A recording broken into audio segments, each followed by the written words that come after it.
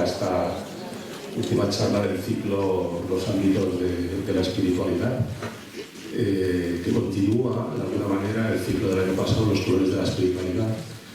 Repetimos dos de los ponentes. La primera charla la dio José Arregui, tanto el año pasado como este, y la última, Enrique Martínez Lozano, que son, yo creo que los dos que menos presentación necesitan, precisamente porque tienen, yo creo que grupos ya muy asentados de personas que hacen pues, sus talleres y sus propuestas, sus grupos de meditación y demás, ¿no?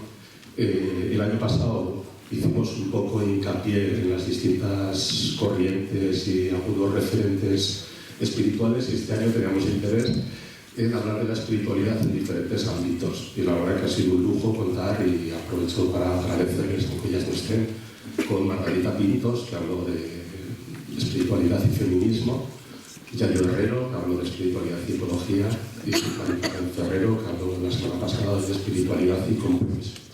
Las tres yo creo que han sido tres charlas muy sugerentes, muy interesantes, y que las podéis ver en la página web de Pamplona Espiritualidad, la asociación que se encarga de grabar y publicar estas charlas, y a las que aprovecho también para agradecer por la colaboración tan importante en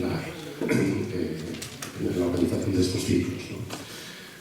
No me voy a entretener mucho, Enrique Martínez Lozano, yo creo que la mayoría de vosotros lo conocéis, porque estuve el año pasado y por lo que he comentado. En su página web y en sus libros lo que pone es que él está como en un proyecto vital que consiste de alguna manera articular y vincular lo que es la psicología transpersonal con la espiritualidad. Él es teólogo, sociólogo, psicoterapeuta, y con esto relacionado con la forma de conocimiento que él llama de la no dualidad. Precisamente su último libro se titula Metáforas de la no dualidad. El anterior creo que era Presencia, pero tiene, pues, no sé si casi ya una veintena de libros que, dicho esto, ya os dejo con él, que es de lo que se trata, y gracias Enrique, y gracias a vosotras y vosotros.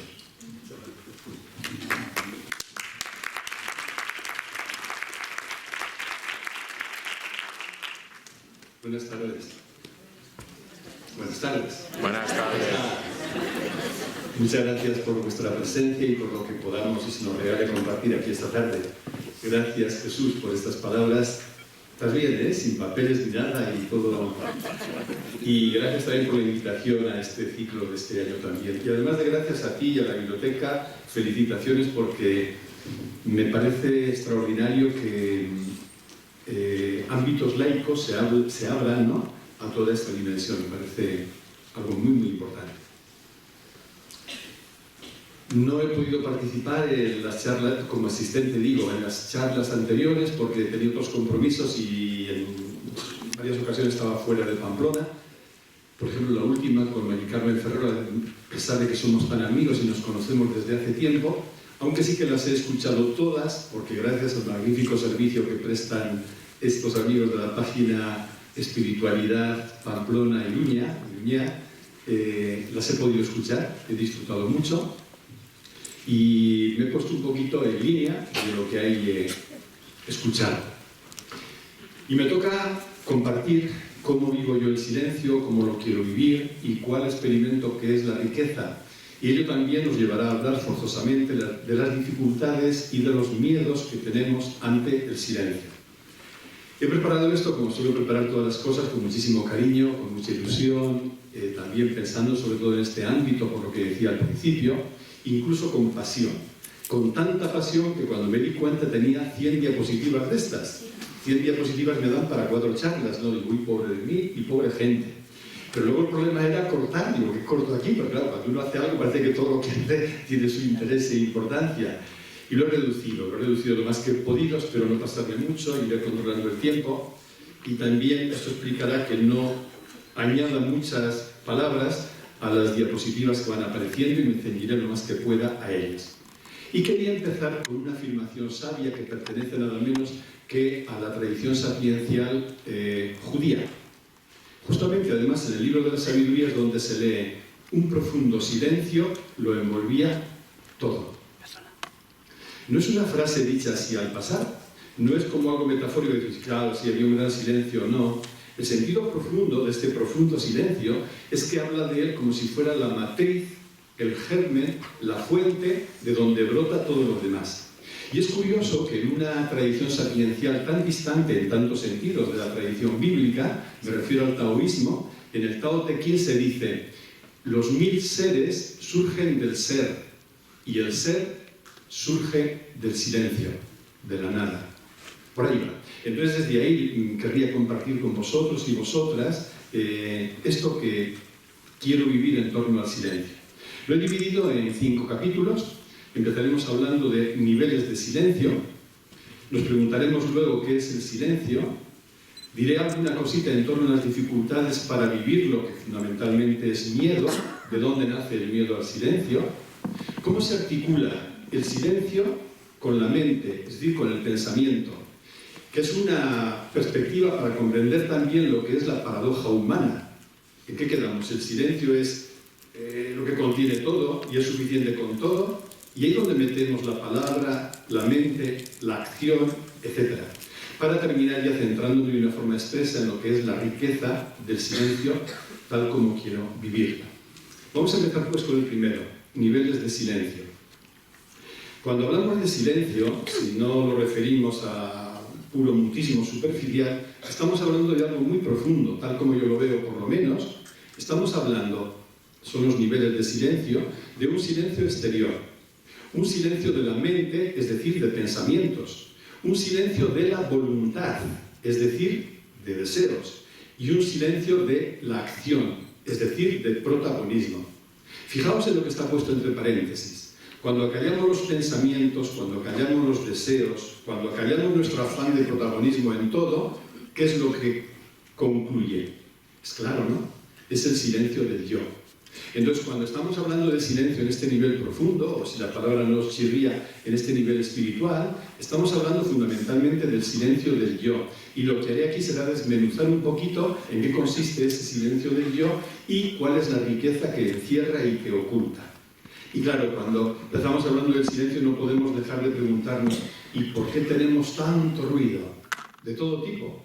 Tanto ruido exterior, tanta contaminación acústica, tanto ruido mental, tanto ruido emocional y tanto ruido de activismo de todo tipo y de búsqueda de protagonismo en toda acción.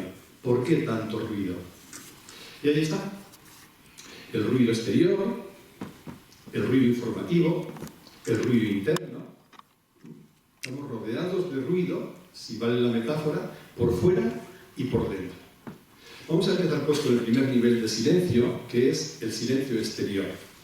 Es indudable que nos encontramos en una cultura ruidosa y víctimas también de una contaminación acústica que no sé si no es por lo menos tan grave como la contaminación que llamamos ambiental o atmosférica, ¿no? Aldous Huxley escribió en una ocasión que vivió lógicamente en el siglo pasado. Decía, el siglo XX es con diferencia el siglo del ruido en toda la historia humana y lo mismo vale para el siglo XXI. La nuestra es una cultura ruidosa, por un lado, ese ruido exterior. Pero además es una cultura con un exceso de información. Y siempre que la información es excesiva, en lugar de iluminar, aturde. Y de hecho se solapa de todas las informaciones. Y escuchamos una tragedia como una noticia o la leemos en la prensa y a los pocos minutos ya nadie la lee. Ha quedado oculta, enterrada por otra avalancha de noticias que han venido sobre ellas. Ese exceso informativo, frente al cual también a mí me parece que no solo es legítimo, sino que es imprescindible protegerse sanamente, ese exceso informativo nos aturde y nos desorienta con mucha frecuencia. Así que no es extraño que en nuestra sociedad haya cada vez más personas que sientan, otra cosa es que luego hagan caso o no, pero que sientan la necesidad de buscar espacios de silencio. Espacios de monasterios, de casas rurales, del campo, de la montaña, pero buscar silencio porque el silencio exterior es abrumador. Vamos con el silencio mental. Si el silencio exterior aturde, acabamos de ver, el ruido mental siempre confunde y esclaviza. El ruido externo nos aturde y nos puede hacer incluso daño hasta fisiológico. El ruido mental nos confunde. Hay tanto bochinche aquí dentro que no terminamos de poder ver, ¿no? Y nos esclaviza, porque al final terminamos siendo, veremos luego, esclavos de todo ese movimiento mental. Por eso aquí, con respecto al ruido mental, la pregunta decisiva me parece esta. ¿Yo soy dueño o esclavo de mi mente? ¿Quién manda en casa? ¿Manda mi mente con también aquí su protagonismo? ¿O sé tomar una distancia de la mente y esa distancia se convierte en liberación para mí frente a la mente? En definitiva, dicho con otras palabras, la pregunta es, ¿voy siendo libre o soy sobre todo marioneta?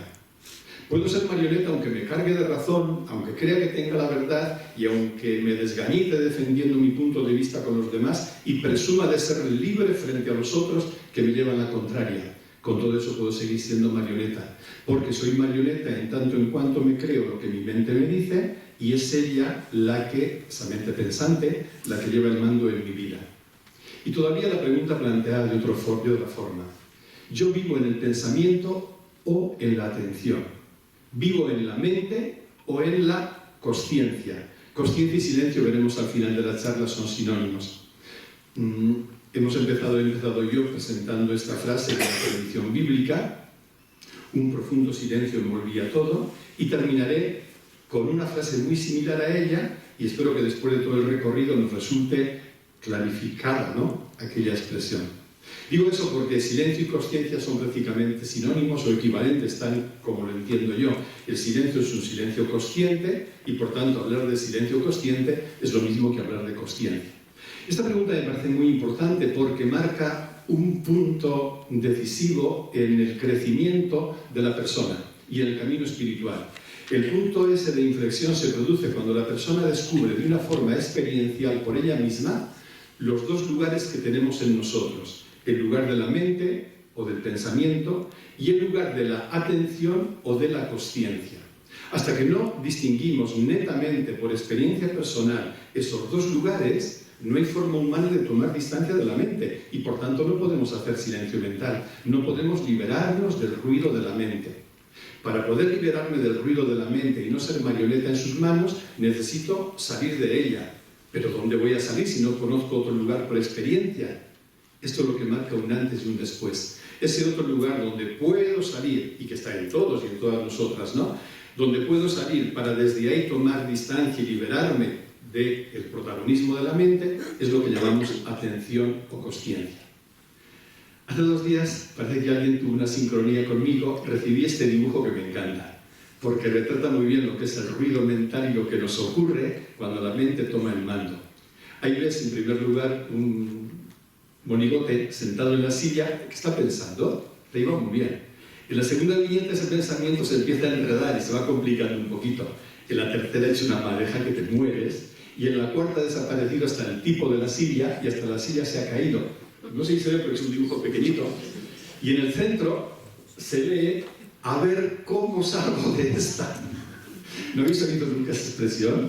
Yo tengo una amiga que es una mujer muy hiperactiva, entre otras cosas, una mujer muy baja, pero que repite esta frase con mucha frecuencia. Y ahora a ver cómo salgo yo de esta. Pero esta de la que queremos salir es la que ha creado nuestra mente. Y la hemos creado sencillamente porque nos hemos dejado tomar por ella, porque no hemos tomado distancia. El otro es el silencio de la voluntad. Y aquí la pregunta es, ¿qué es una voluntad silenciosa? Una mente silenciosa es una mente observada, una mente que no es mi dueña, sino una herramienta a mi servicio. Y una voluntad silenciosa, porque anda que nos gritan nuestros deseos, nuestros quereres, nuestras expectativas, ¿Qué es una voluntad silenciosa? Una voluntad silenciosa es la de aquella persona que ama lo que es. Entonces, ya no busco yo mi voluntad, quiero aquello que la vida quiere. Y en esto todas las tradiciones sapienciales han coincidido también. Decía Nisargadatta en el siglo pasado, no quieras que ocurra lo que tú quieres que ocurra, sino quiere aquello que está ocurriendo. Esto tiene muchísima resonancia, lo que fuera otra tradición diferente, en los estoicos, ¿no? Es amar lo que es. Y fijaos que esto en el mapa religioso se decía con una expresión que constituía nada menos que el núcleo y la aspiración de toda persona religiosa, que era la sumisión a la voluntad de Dios. En todas las tradiciones religiosas, la persona creyente no podía tener una aspiración más elevada que cumplir en todo la voluntad de Dios. En la tradición evangélica, el caso de Jesús es patente. Jesús dice, yo no busco hacer lo que quiero, yo busco hacer lo que el Padre quiere. Yo no sigo mi voluntad, sigo la voluntad del Padre. Es verdad que luego esto se leyó muy mal, porque se imaginaba a Dios como un ser allá separado, y entonces parecía que nos convertíamos en marionetas ahora en sus manos, ¿no? No.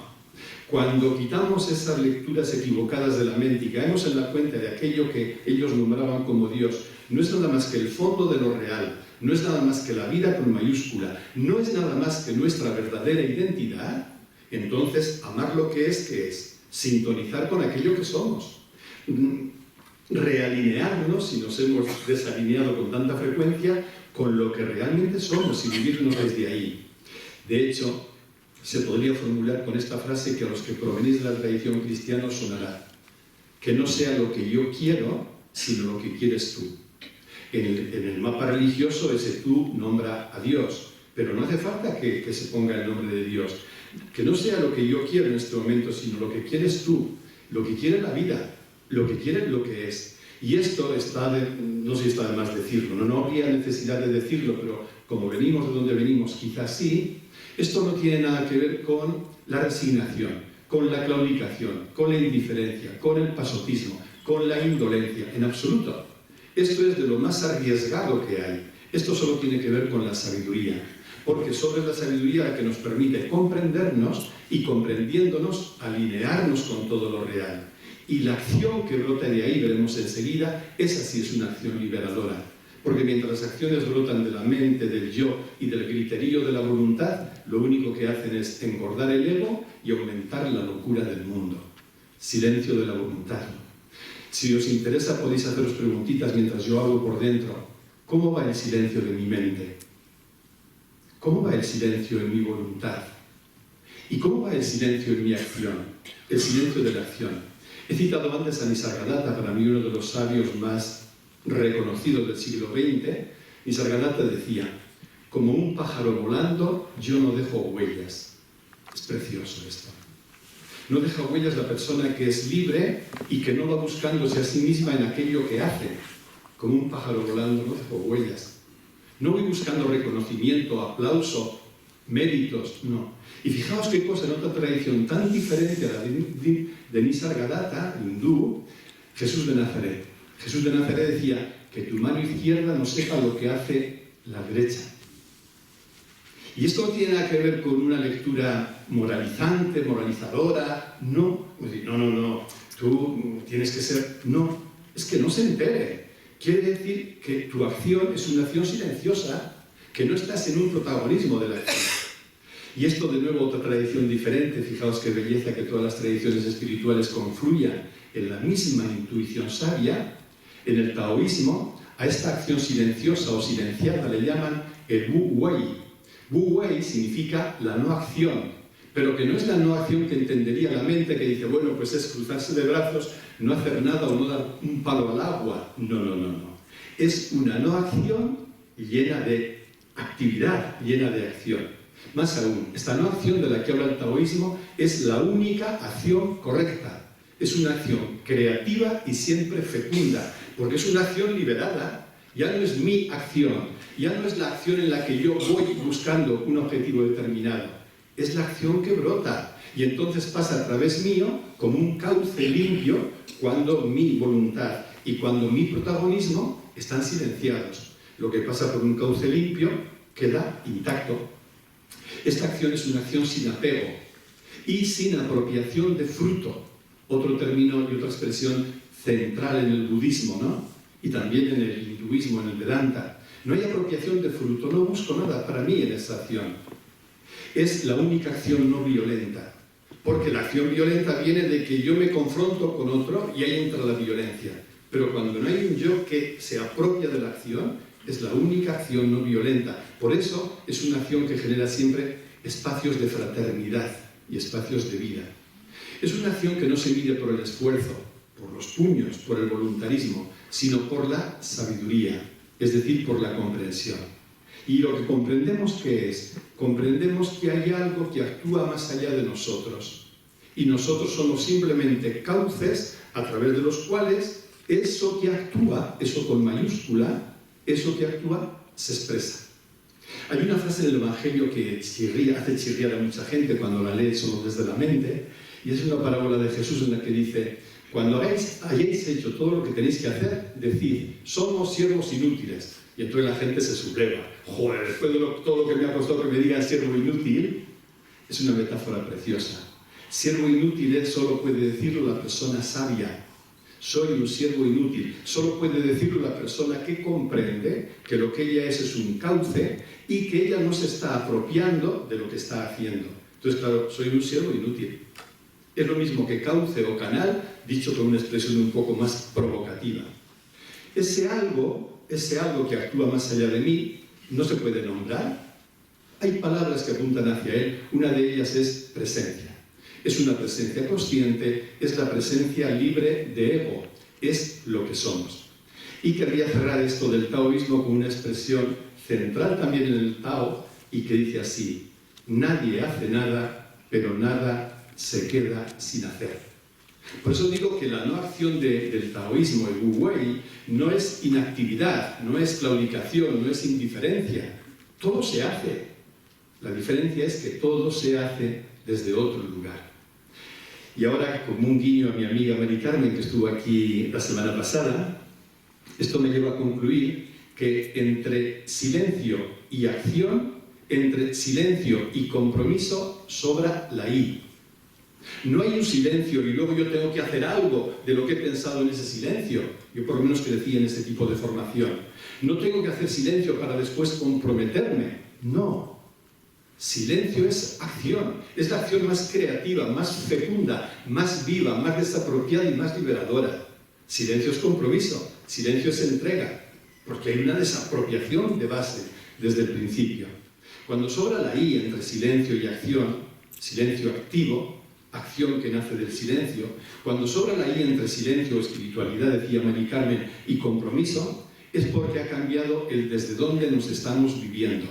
Si yo me vivo desde la mente, me vivo desde la dualidad, diré, bueno, ahora me toca silencio, meditación, un retiro, estoy ahí. Y luego me tocará una acción, un compromiso, es la mente.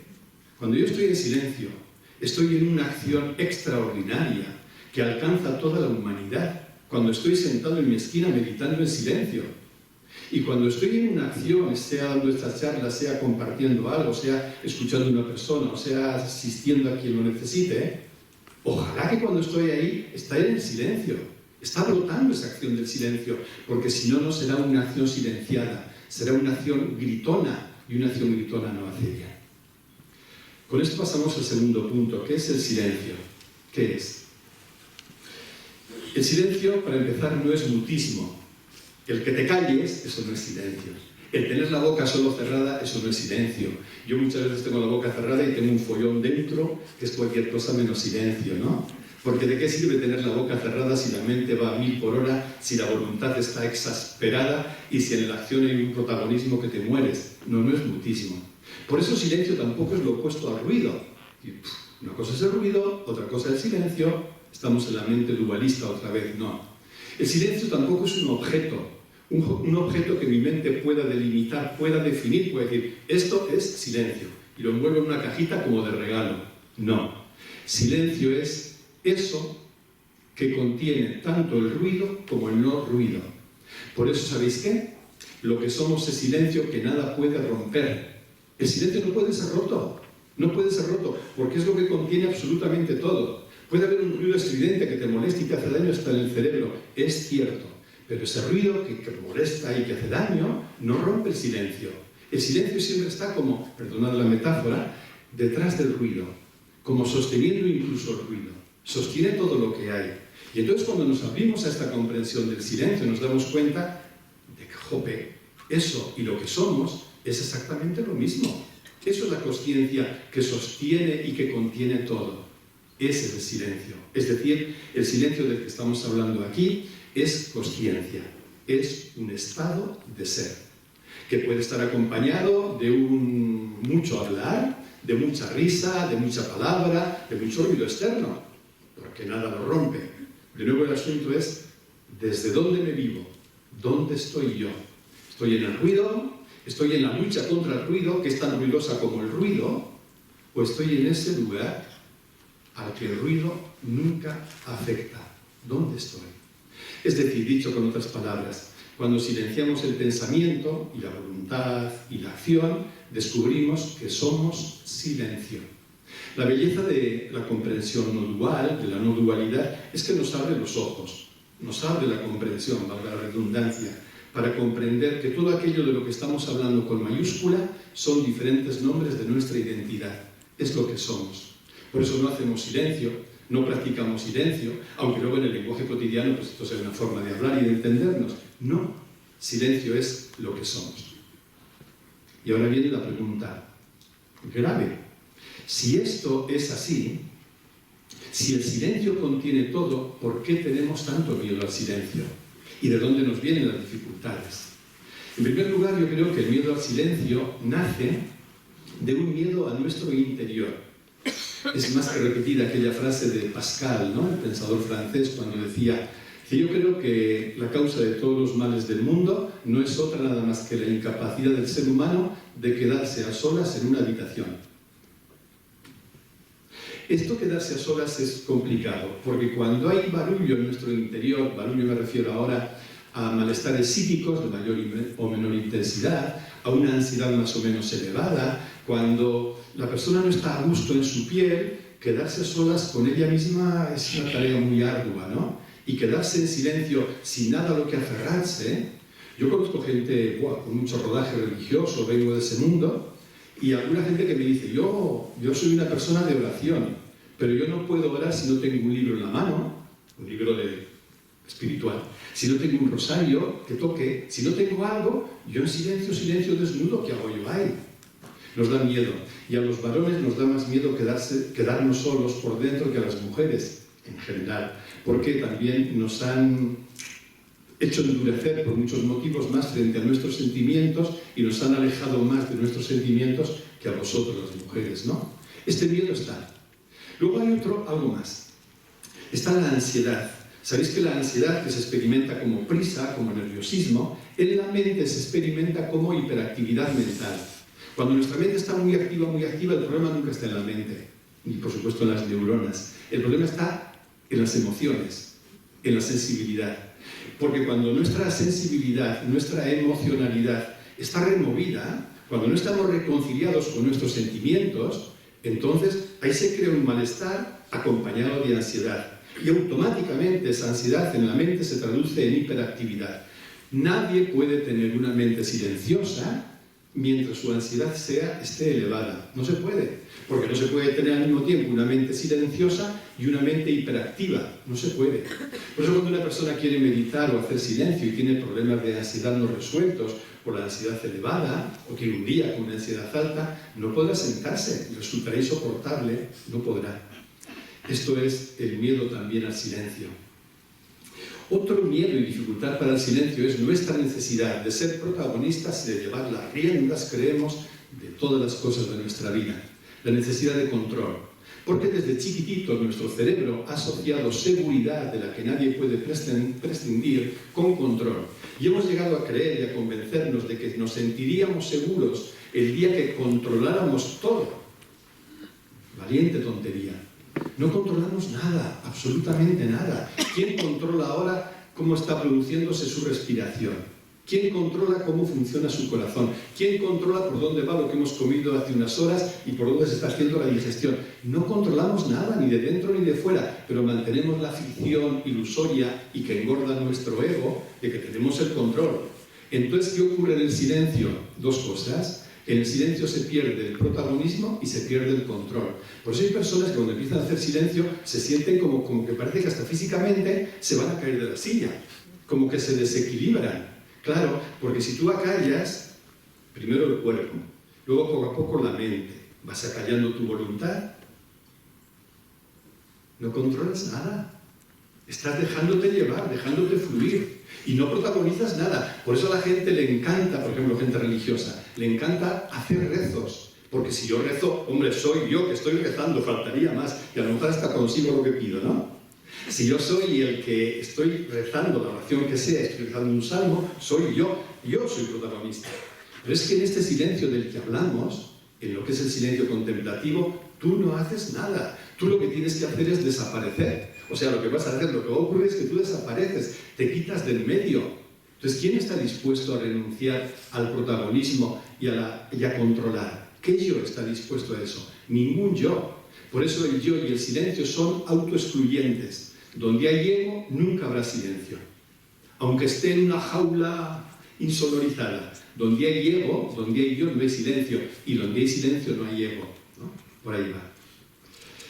Y por eso no es de extrañar las enormes resistencias al silencio. Yo he estado siempre muy cerca de monasterios de clausura contemplativos, así llamados. Y yo me extrañaba en estos monasterios, igual de hombres que de mujeres. En uno de hombres estuve viviendo un año entero. Me extrañaba de las resistencias que ponían monjes y monjas al silencio.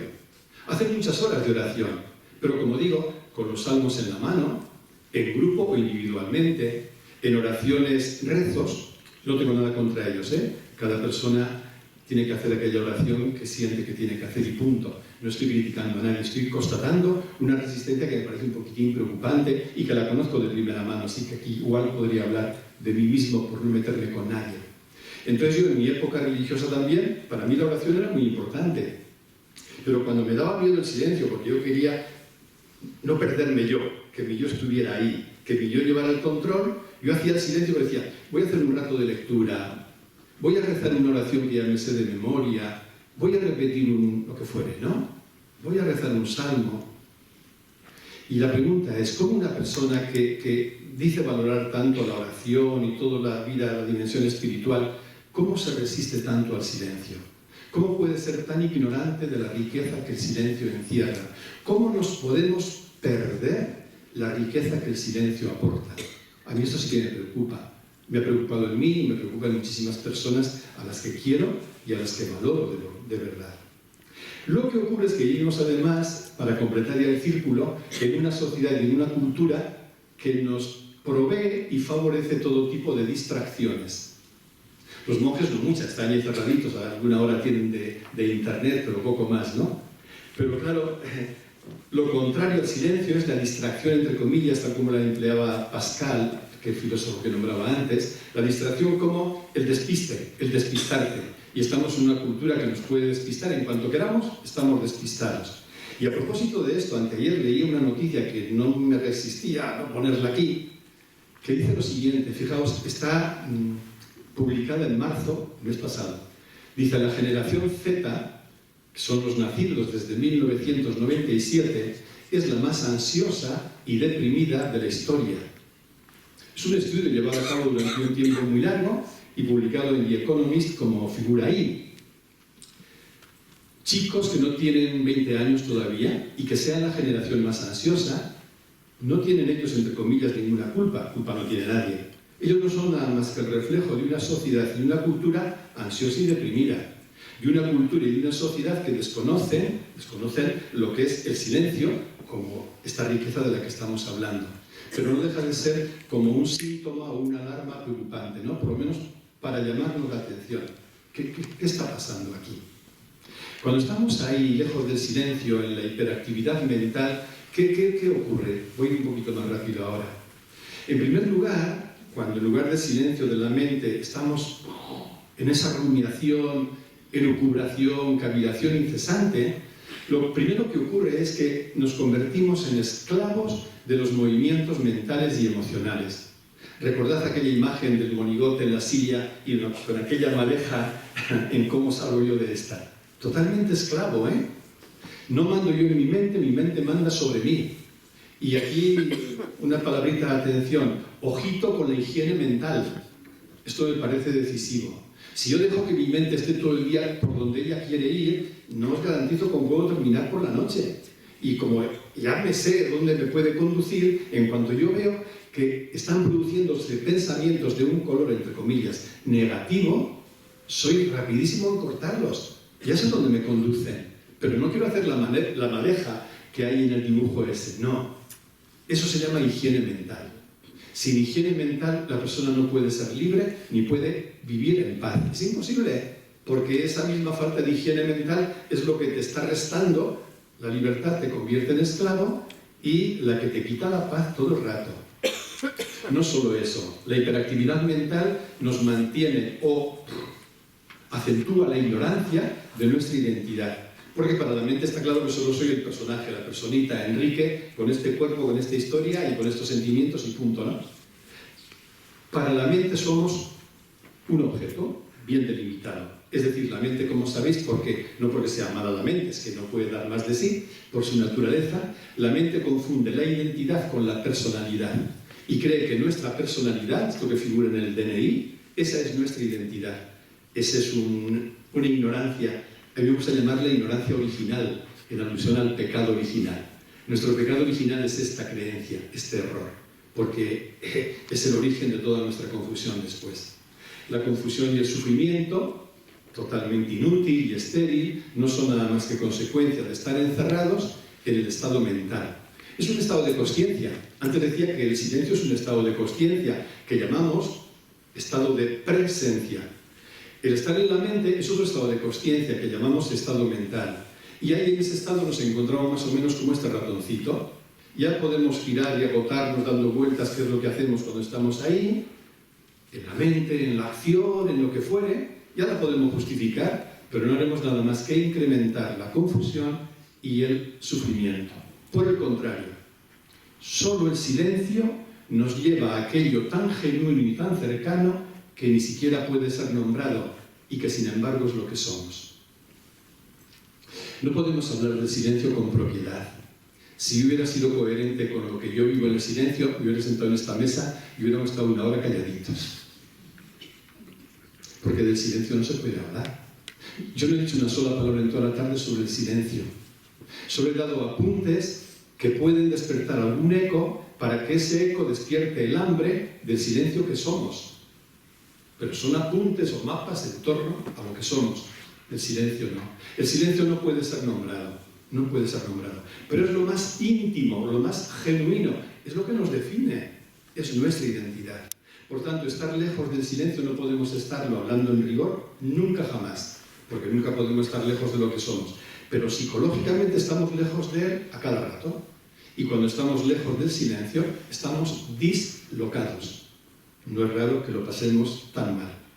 Ahora, para llegar ahí, a ese silencio, tenemos que empezar a silenciar la mente. Y eso solo es posible cuando tomamos distancia de ella. Ahí está puesta en forma metafórica. Es como situarme un pasito detrás de mi mente y observarla.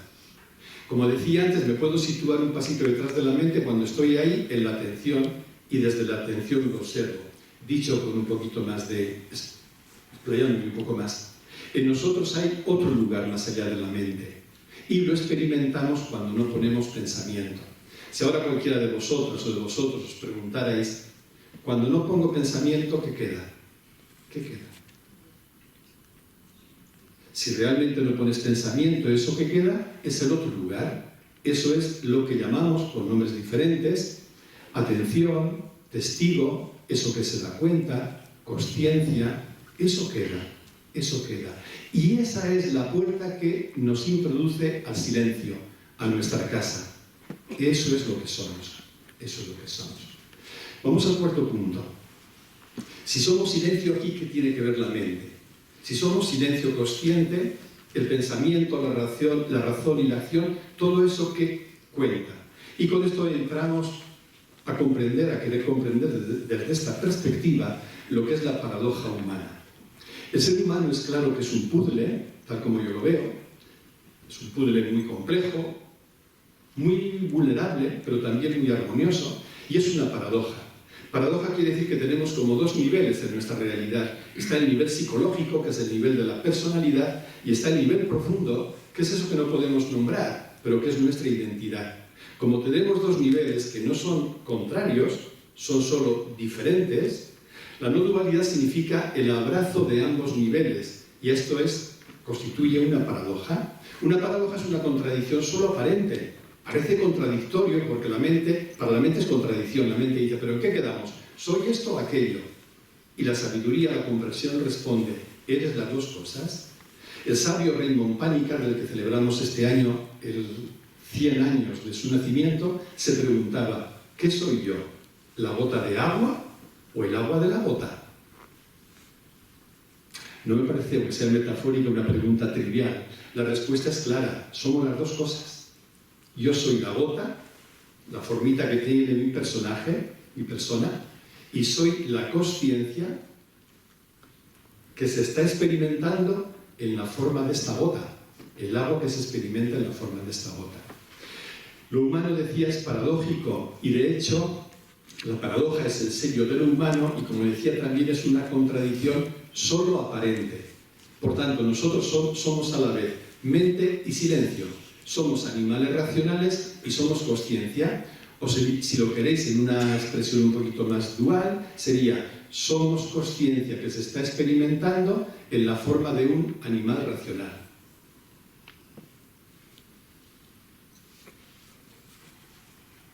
Por eso, cuando olvidamos cualquier parte de este doble nivel, de la doble dimensión que nos constituye, nos equivocamos, a mí me parece.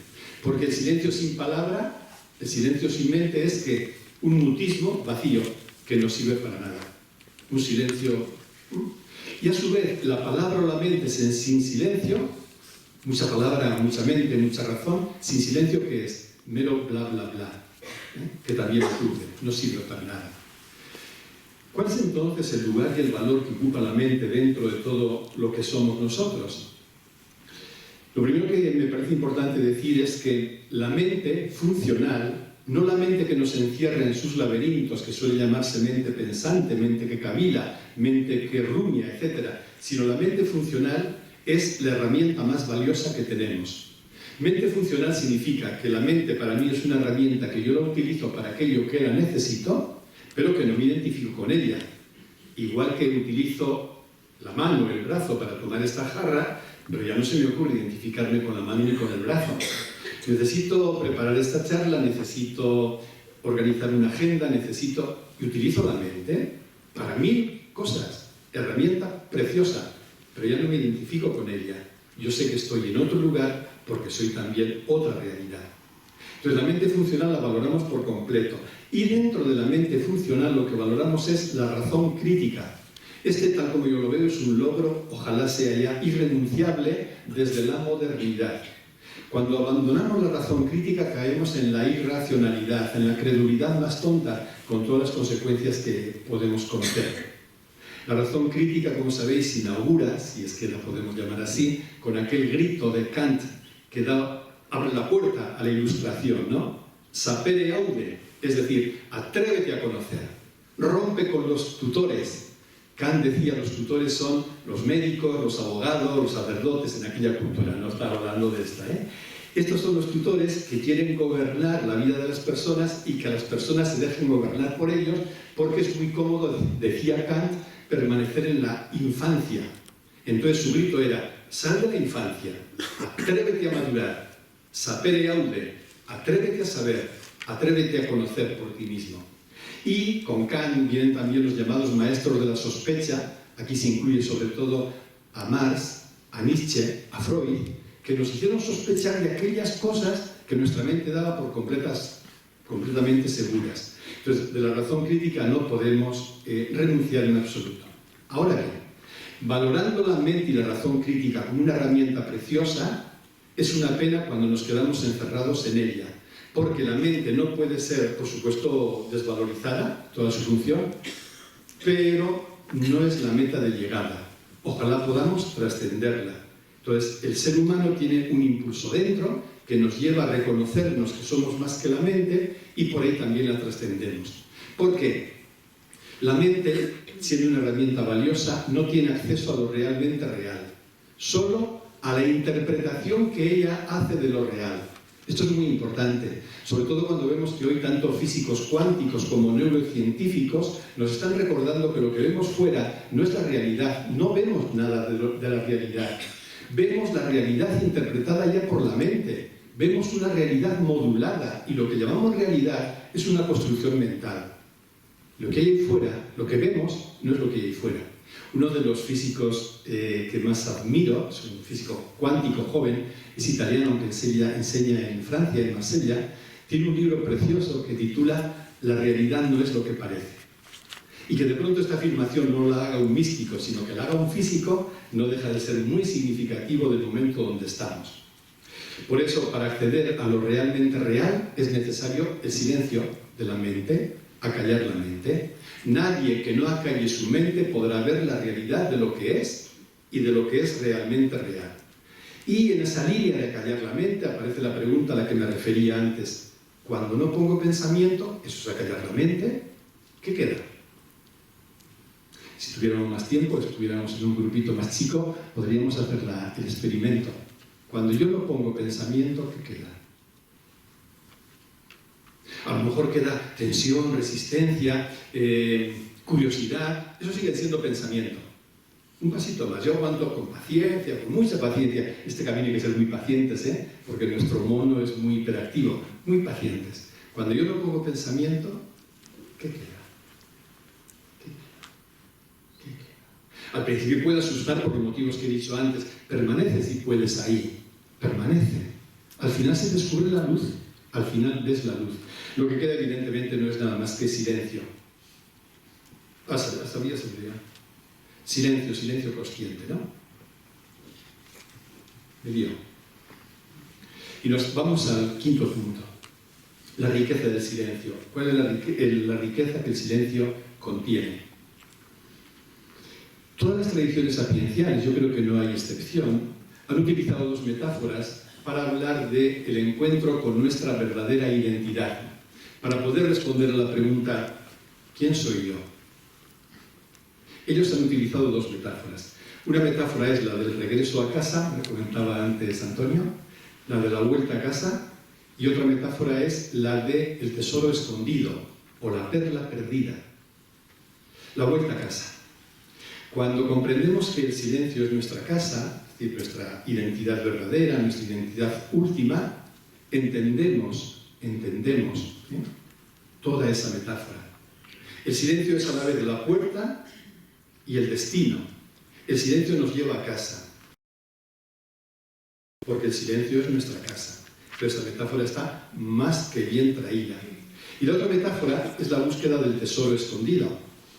En el Evangelio de Jesús aparecen las dos metáforas. ¿Recordáis ahora, quienes lo hayáis leído, el Evangelio, la parábola del hijo pródigo, el padre que tiene dos hijos, el hijo pequeño que se pierde buscando la felicidad y deseando ser feliz, después de una crisis que lo sume en la más absoluta miseria, inicia el camino de vuelta a casa.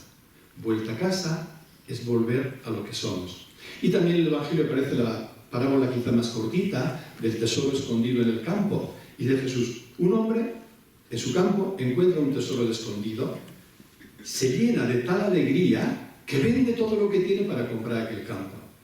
Una vez que tú descubres el tesoro que eres, tu identidad, una vez que intuyes o simplemente vislumbras lo que eres, te llena de gozo, te llena de alegría y te capacita para desprenderte de todo aquello que te impide vivir lo que eres. La parábola del tesoro. El silencio es nuestro tesoro y el silencio es nuestra casa. Y hay otra parábola de un discípulo de Lao Tse. Lao Tse es el supuesto autor, porque no hay mucha seguridad de que no sea legendario, del libro que he citado antes, el Tao Te Ching, está en el inicio del taoísmo. Pues un discípulo directo de Lao Tse, Chuang Tzu, tiene una parábola que llama La perla del color de la noche. Y es una parábola que desde que la conocí me encantó. No la tengo aquí el texto escrito, que sería más bonito poder leerlo, pero os digo por encima el núcleo de la parábola. Dice que el emperador amarillo, como a estos orientales les encanta hablar con tanta imaginería, el emperador amarillo se fue a dar un paseo al borde del mundo, al borde del universo, y perdió lo que más quería, la perla del color de la noche. Es precioso porque no tiene desperdicio. La perla, recordad, como el tesoro, siempre es una metáfora de nuestra identidad. El color de la noche es la oscuridad. Y la oscuridad para la mente es el silencio. La mente no entiende nada, se queda oscura. Le dio tanta pena al emperador amarillo haber perdido su perla del color de la noche, que envió a la razón a buscarla, y la razón no la encontró. Envió después a la lógica a buscarla, y la lógica no la encontró. Envió al análisis a buscarla, y el análisis no la encontró. Y sin embargo, esa noche, la nada le trajo la perla. La nada que no había sido enviada encontró la perla y se la trajo al emperador amarillo. La nada es otro nombre del silencio. La perla solo la encontramos en el silencio. Solo. El tesoro solo lo encontramos en el silencio. Y cuando lo encontramos descubrimos que no solo es que lo encontremos como si encontráramos una cosa distinta, sino que el silencio es la perla y el tesoro. El silencio es nuestra casa. Pero hay que estar ahí, hay que estar en el silencio.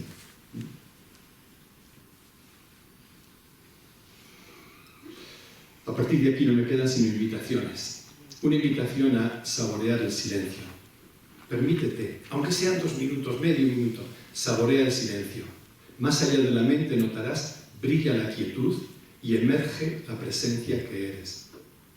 Deja que tu mente siga su bola, deja que tu mente tenga la idea que tiene sobre ti, tenga la imagen que tiene sobre ti, fortalezca el personaje. Déjala. Eso caerá solito por su propio peso cuando todo madure. Tú saborea el silencio y ábrete. Lo que es claro es, fijaos qué imagen tan bonita en Donosti, semejante oleaje. Bajo la agitada superficie de la mente existe un nivel profundo que permanece estable, en silencio y en paz. Y esto toda persona que ha saboreado un minuto el silencio lo sabe. Debajo de todo el oleaje mental y emocional hay un nivel profundo siempre estable, siempre ecuánime, siempre en paz. Hay un nivel profundo que no puede ser afectado por nada. La perla de la noche podemos pensar que la hemos perdido, pero sigue ahí. El tesoro podemos pensar que se nos ha evaporado, sigue ahí. Es lo que somos, no se puede perder. Otra cosa distinta es que nuestra mente y nuestra sensibilidad y voluntad estén tan alborotadas que el silencio lo hagan imposible. Pero es solo por los obstáculos que experimentamos. Habrá que hacer un trabajo para ayudar a que la mente y la voluntad se silencien. Pero debajo de la mente eso está siempre real. Por eso la misma invitación con otras palabras.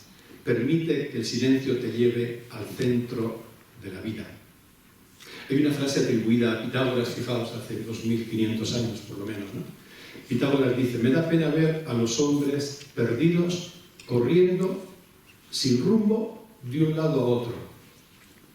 Y se pregunta él, ¿y por qué están tan perdidos? Y contesta, porque han desconectado de su centro. Desconectar del centro es lo mismo que desconectar del silencio y es lo mismo que desconectar de la vida. Y desconectamos del centro y de la vida en cuanto desconectamos del silencio y nos vamos del lugar de la consciencia que somos a la mente que lucubra, a la mente pensante, y entonces ahí aparece la mente que no cesa, hiperactiva, la voluntad, ¿no?, que quiere llevar el protagonismo y quiere mantener el control a toda costa, la acción, el activismo. El silencio, llevándonos al centro, nos descentra. Esa palabra quizá no es adecuada porque la mente la puede leer mal. Si preferís, podéis poner nos desegocentra. Nos descentra del ego, eso quiere decir descentra. No nos descentra de la vida, más vale. No nos descentra de los demás, nos descentra de nuestro ego. Por eso decía, nos desegocentra. Y solo una persona desegocentrada puede comprender y vivir la unidad que somos. Y puede vivir y actuar de una forma libre, eficaz y desapropiada. El silencio nos descentra. ¿Por qué el silencio nos descentra? Parece un juego de palabras, porque nos lleva al centro. Y cuando el silencio te lleva al centro, lo que descubres ahí que es que ese centro, en ese centro no está tu yo, en ese centro no está tu ego, en ese centro no están tus intereses, tus expectativas, tu búsqueda, tu narcisismo. Ese centro es el centro de todo lo real, es el centro de todo lo que existe. Ese centro es la vida misma, la vida misma. Y me he permitido hacer un paréntesis, creo que tenemos tiempo, si no lo hubiera saltado, para preguntarnos y para proponer lo que a mí me parece que es importante para que la mente no me saque del silencio. Porque claro, la mente es muy sutil, es una herramienta, como decía, riquísima, tiene un montón de trucos todo el rato, ¿no? Y es buena gente, porque siempre busca protegernos, pero como las luces que tiene son pequeñitas, aun buscando protegernos nos confunde y nos hace daño cuando nos reducimos a ella. Por ejemplo, La mente tiende a confundirnos y a sacarnos del silencio cuando nos enreda en sus propias preguntas, las preguntas mentales. Porque nos enredan en conceptos y entonces el ego se frota las manos, el yo se frota las manos y dice, uy, qué bien, cuánta materia tengo. Y el yo ya se entretiene y además se justifica porque dice, no, estas preguntas o cuestiones son muy importantes. Aquí hace falta mucho razonamiento, aquí hace falta conocer mucho. En esto me va la vida y va la vida de la humanidad. Y entonces elaboramos proyectos, discursos. ¡Buah! Desconfiad de las preguntas mentales cuando las hace vuestra propia mente y cuando las escucháis. Yo he aprendido, a veces mi mente también me engaña, porque está donde está y le falta mucho. Cuando en charlas, sobre todo, me hacen preguntas mentales, antes mi mente, que le gustaba mucho protagonismo, como a mi ego, porque era muy narcisista y lo que queda, entraba como un toro bravo, como un Miura, ¿no? A la capa, a la pregunta. A ver cómo contesto esta pregunta que me han hecho. Ahora cuando me doy cuenta de que la pregunta es mental, me callo. Y suelo repreguntar.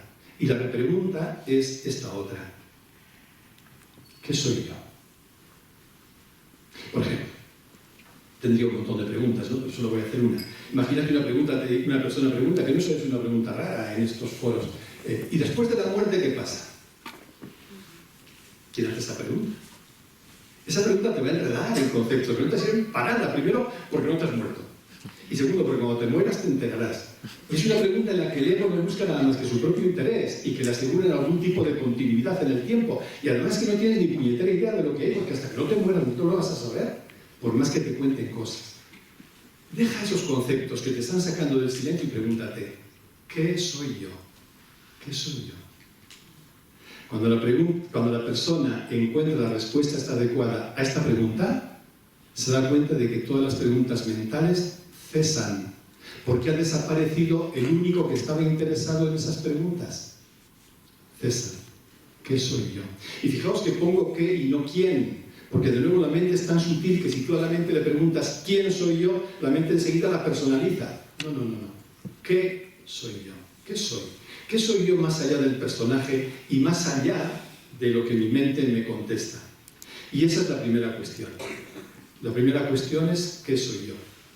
Esto yo me encuentro muchas veces personas que esto lo discuten y están en su perfecto derecho y no tengo ningún interés en convencerlas. Por ejemplo, personas que vienen del mundo religioso. Estoy abordando con un conocido y apreciado que me decía, me parece una tontería y hasta un peligro que digas que la primera pregunta es ¿qué soy yo? La primera pregunta para una persona creyente, la hablaba desde su mapa creyente, es ¿qué quiere Dios de mí? Digo, ¿estás seguro que esa es la primera pregunta? O la primera pregunta planteada en un mapa laico sería, no, la primera pregunta es ¿cómo puedo hacer un mundo mejor? ¿Estás seguro? ¿Estás seguro que esa es la primera pregunta? ¿Por qué soy yo? Es la primera pregunta. La respuesta para mí es evidente y es experiencial. Porque esa es la única pregunta para la que podemos tener una respuesta no mental, no conceptual. No conozco, si luego conocéis alguna, otra pregunta que se pueda responder desde la no mente. No conozco. Dicho en afirmativa, todo lo demás, la respuesta a cualquier otra pregunta, son solo constructos mentales. Construcciones de la mente, pero nada más que construcciones de la mente, por lo tanto, no tiene ninguna veracidad. Retomo las dos preguntas de estas dos personas a las que he hecho referencia. Cuando mi conocido se pregunta, me dice, la primera pregunta es, ¿qué quiere Dios para mí? ¿O cuál es la voluntad de Dios? Digo, ¿seguro que es la primera pregunta? ¿Qué estás entendiendo por Dios? ¿Qué estás entendiendo por voluntad? ¿Qué estás entendiendo por mí? Fíjate qué mogollón de conceptos. Es un puro bla bla bla mental. Te estás haciendo pajas mentales, con todo perdón, ¿no? Te estás haciendo construcciones mentales y te estás enredando en ellas. No vas creciendo en comprensión. A lo mejor te darán razones para justificar tu vida y para seguir manteniendo el control que quieres tener. Pero son solo construcciones de la mente. La otra persona que me dice, no, la primera pregunta es ¿cómo hacer un mundo mejor? ¿Seguro? ¿Tú sabes lo que es el mundo? ¿Tú sabes qué es lo mejor? ¿Tú sabes lo que significa hacer realmente? Lo que tu mente te dice, pero entonces son construcciones mentales. Anda que no hay construcciones mentales para todas las preguntas imaginables. ¿Esas construcciones mentales nos ayudan en la línea de lo que queremos comprender? En absoluto. Con esto conectamos con lo que decía antes. La cuestión decisiva en el camino de la sabiduría es el desde dónde. Desde dónde me vivo, desde dónde actúo, desde dónde me relaciono, desde dónde... lo que fue. ¿Desde dónde? Entonces, mientras no sea desde la comprensión de lo que realmente somos, serán parches, serán añadidos. Y por el contrario, frente a estas preguntas cuyas respuestas son solo construcciones mentales, la pregunta ¿qué soy yo? Acalla la mente, porque la mente no tiene respuesta para esa pregunta, o si te da la respuesta esta que te convierte en un objeto y te dice, eres esa personita. Vale, dejamos que la mente lleve su discurso y tú sigues preguntándote, cuando yo no pongo pensamiento, ¿qué soy? ¿Qué soy? Cuando yo no pongo pensamiento, ¿qué queda? ¿Qué queda? Ante esa pregunta, ¿qué soy yo?, la mente se acalla. Y entonces, en el silencio que emerge, ahí puede nacer la comprensión. La comprensión de lo que somos nunca nos la va a dar la mente. La mente no sabe quiénes somos, porque es una parte de lo que somos, una parte, pues, una visión muy pequeñita, muy reductora, ¿no? Es necesario que la mente se acalle para poder comprender. Luego, dicho con otras palabras, una vez más, solo el silencio nos lleva a casa y a la comprensión. Por tanto, como decía también, no se trata de hacer silencio. Eso no sirve de nada, nada más que para el ego. Luego se sienta a gusto y diga, hoy he hecho un silencio de categoría, ¿no? No, no se trata de hacer silencio. Se trata de reconocer el silencio que somos, descansar en él y vivirnos desde él. Cambia todo radicalmente. Y ahora me gustaría compartir, aunque solo sea leyéndolo, lo que el silencio aporta a mi vida. Y no aporta más porque no me dejo. Lo que el silencio aporta a mi vida es, en primer lugar, son como frases casi telegráficas, ¿no? El silencio yo veo que me unifica, me armoniza y me libera. El silencio aquieta mis movimientos mentales y emocionales. Cuando me veo muy revuelto, no hago nada más que abrirme al silencio. El silencio me otorga la capacidad de resituarme cuando el ego ha tomado el mando en mi vida. De pronto me veo con una reacción muy de ego o con una actitud muy de ego, a silencio. El silencio disuelve al ego. El silencio lo fulmina al ego, ¿no? El ego me da la capacidad de resituarme. El silencio, cuando el ego ha tomado el mando. Veo que el silencio hace brotar la creatividad y la acción desapropiada. Nunca vivo más intuiciones que cuando voy cultivando el silencio. Y la creatividad que te sorprende a ti el primero, y la acción que brota sin estar esperando retorno, que me lo reconozcan, que me lo vean, que me lo premien, que me lo... Veo que el silencio me conduce a casa y me mantiene en ella. Casa es nuestra identidad, ¿eh? Es la perla del color de la noche, es el tesoro escondido, etc. Veo que el silencio acalla el ego y hace vivir el amor. Amor es otro nombre de silencio. Nuestra mente solo puede nombrar una palabra a la vez, pero es lo mismo. Silencio es amor. ¿Por qué silencio es amor? Porque te ha descentrado de tu ego y te ha llevado al centro, y cuando estás en el centro, que te sabes uno con todos y con todo, ¿cómo se llama eso? La certeza de unidad se llama amor. El silencio me regala el gozo de experimentar que soy uno con todos y con todo, uno con la vida. Nunca llegaremos a entender que somos uno con la vida, que somos vida, como dijera el sabio Jesús, pensando en ello, sino solo a través del silencio. El silencio será el que nos lo regalará. Y finalmente, el silencio me hace descubrir y experimentar que en lo profundo soy silencio consciente. Hemos empezado practicando silencio, pero no tarda mucho y llegarás a comprender que eres silencio. El día que comprendas, que descubras, que saborees que eres silencio, verás el cambio que se produce en tu vida. Y entonces ya meditar no será una tarea, no será una práctica, no será un esfuerzo, aunque haya días que te apetezca más irte a tomar unas cañas porque el mono esté como esté, pero estarás anhelando en lo que llamamos tiempo de práctica, de meditación o de contemplación. Lo estarás anhelando como aquel que anhela estar en casa. Ya decía mi abuela, Yo siempre nombro a mi abuela cuando veo caras muy serias. Decía mi abuelo, hijo mío, como en casa en ningún sitio. Cuando saboreas que el silencio es tu casa, como hay en ningún sitio. Y he querido traer también un guiño a este hombre tan querido y tan admirado para mí, Nisargadatta, y que me emociona cada vez que escucho sus respuestas. Nisargadatta dice, la consciencia, otro nombre del silencio, la consciencia es poder. Sea consciente de lo que se necesita hacer y se hará. Solo manténgase alerta y en quietud. Dos cosas. Allí, cuando esto lo lee alguien desde la mente, sobre todo está muy individualmente, sí, chúpate esa, tú piensas que se va a hacer, si tú no lo haces, es que no lo hace nadie. Muy bien, es el mono y la mente, experiméntalo, experiméntalo. Y otra, es normal criticar que la persona que busca el silencio, bueno, pues una persona, si no narcisista, por lo menos bastante pasota, pasiva o indiferente. No hay nada más activo que la quietud. Otra paradoja es que el ser humano somos la paradoja andando. No hay nada más creativo y más operativo y más activo y más comprometido que el silencio. No lo hay. Y si no, experimentalo. A no ser que estés nombrando como silencio lo que no es silencio. Por eso no es extraño que otro hombre sabio, del siglo XIII, el gran poeta y místico Rumi, dijera, cuando estoy en silencio, con mayúscula, llego a ese lugar donde todo es música. Es precioso. Esa música que te alegra por dentro, esa música que te llena el corazón y que ocupa todo. Cuando estoy en el silencio, por eso cuando estás en silencio, todo es fiesta. Hay fiesta por dentro. Aunque la vida, la existencia haya cosas jorobadas y la salud esté como esté y la espalda te duela mientras estás sentado y las preocupaciones te las recuerde la mente a cada rato y el mundo tenga tantas cosas por mejorar, todo eso, nada de eso se niega, pero en tu corazón hay música.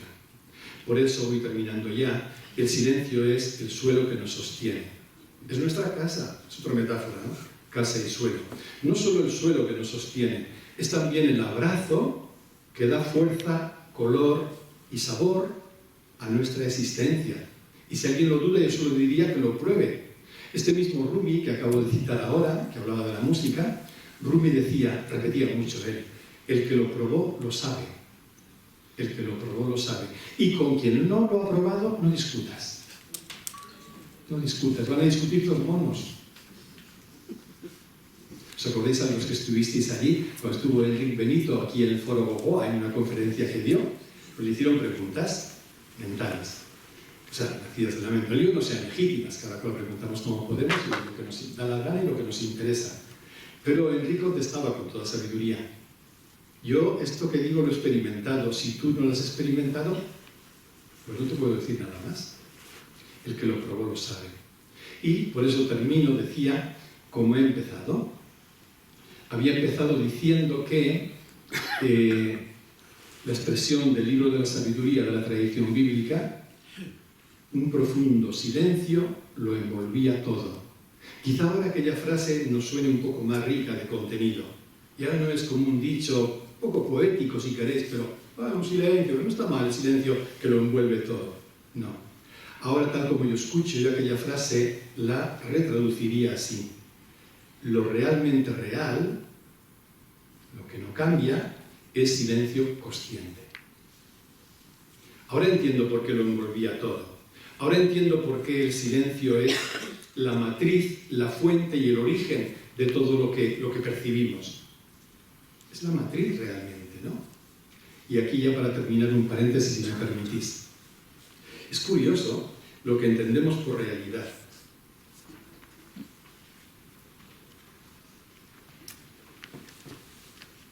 Cuando tú en Occidente preguntas, sobre todo todavía en nuestra cultura, preguntas qué es la realidad, lo que te van a responder es, realidad es aquello que podemos ver y tocar. Realidad es lo mensurable. Esa es la realidad. Lo demás son conceptos abstractos de gente que tiene tiempo que perder. De gente que le sobra tiempo, ¿no? Pero real es esto. Esto que yo pago, esto no es real. Para empezar, esa respuesta revela mucha ignorancia, porque desde Einstein, y ha pasado ya más de 100 años, sabemos que la materia no es nada más que energía. Después de la famosísima ecuación de Einstein, ¿no? Energía es igual a materia por el cuadrado de la velocidad de la luz, la materia como tal no existe. No existe. Pero es que además, después de Einstein, desde los físicos cuánticos sabemos que lo que llamamos materia fundamentalmente es vacío. Entre el 80 y 90 de esta mesa que parece tan sólida es vacío. La sensación de consistencia que percibimos al tocarla al tacto solo es consecuencia de la velocidad vertiginosa que llevan los electrones alrededor del núcleo. Pero es todo vacío en nuestro cuerpo. Todo lo que nos parece cosa sólida, fundamentalmente es vacío. Es vacío. Pero no solo eso. Hay físicos cuánticos que están empezando a decir que a nivel subatómico no hay nada más que más abajo de las corrientes energéticas, de energía, y vacío lo que hay son campos de información. Y hay uno de ellos que habla incluso del campo unificado de consciencia. ¿Veis cómo la realidad no es lo que parece? ¿Y veis qué ignorantes somos? Se comprende porque venimos de la historia de la que venimos. Cuando afirmamos con contundencia que la realidad es lo que podemos medir, lo que se puede observar en un laboratorio, lo que es mensurable, en absoluto. Por el contrario, ¿sabéis en la India a qué llaman realidad? Sobre todo en la literatura sagrada, en los libros del hinduismo. Por eso cuando se ha traducido algo del hinduismo a Occidente, no se ha entendido nada. Y parecía que despreciaban la materia. Lo real, la realidad en la India significa aquello que no cambia. Aquello que no cambia nunca. Y esto no significa despreciar la materia, despreciar el cuerpo, los sentimientos, los afectos. No, no, aquello que no cambia, porque eso es lo realmente real. Y ahora la pregunta es, ¿qué es lo único que no cambia de todo lo que conocéis? Y si que la queréis más concreta para cada uno, cada una, ¿qué es lo que no ha cambiado en mí desde que me conozco? ¿Qué es lo único que no ha cambiado en mí? Nuestro cuerpo cambia cada menos de 10 años el 100% de todas las células. Mi cuerpo no es el que tenía hace 10 años. No solo no es, no tiene una célula de entonces. Mis pensamientos, anda que no han cambiado. Mis sentimientos, mis emociones, mis reacciones, mis expectativas. ¿Hay algo que no ha cambiado? Porque todo eso es apariencia, recordad aquel dicho. Lo real no cambia. Lo que cambia es solo apariencia transitoria, porque un día va a desaparecer, porque es impermanente. Pues bien, lo único que no ha cambiado en mí, desde que tengo memoria, es la consciencia de ser. Ser, yo soy, yo soy. Eso se llama silencio consciente. Entonces, ¿comprendéis por qué la respuesta a la pregunta ¿qué soy yo? No puede ser otra nada más que silencio consciente? Porque eso es lo único realmente real. Eso es lo único que no cambia. Es lo único permanente. Si os interesa avanzar un poquito más en la lectura de esto, que han sido frases, si no telegráficas casi, está recogido un poquito en este librito, que se titula Presencia, o en este otro, y en este otro, metáforas de la no dualidad. Son 70 metáforas que tratan de responder con este vehículo que es la metáfora, a esa pregunta, ¿qué soy yo? ¿Qué soy yo? Y muchísimas gracias por vuestra atención.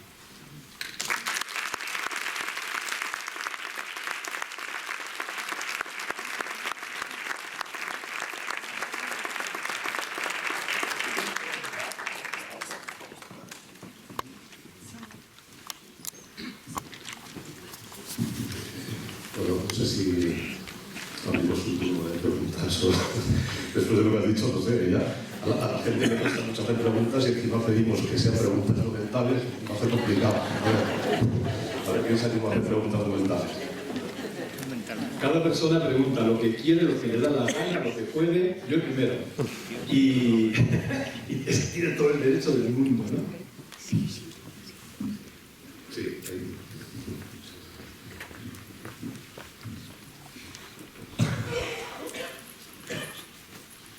Buenas noches, Enrique. ¿Me levantas la mano? Aquí ya te veo. Ah, ya. He disfrutado muchísimo, pero he hecho en falta ¿Sí? que dirijas por lo menos 10 minutos de silencio. Ya. Eso nada más. No hay más preguntas. Ya.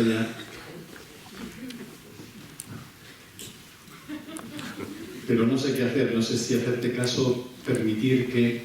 Porque, no digo, lo ideal hubiera sido 10 minutos, hubiera sido la hora y cuarto que hemos estado aquí, todo el tiempo en silencio.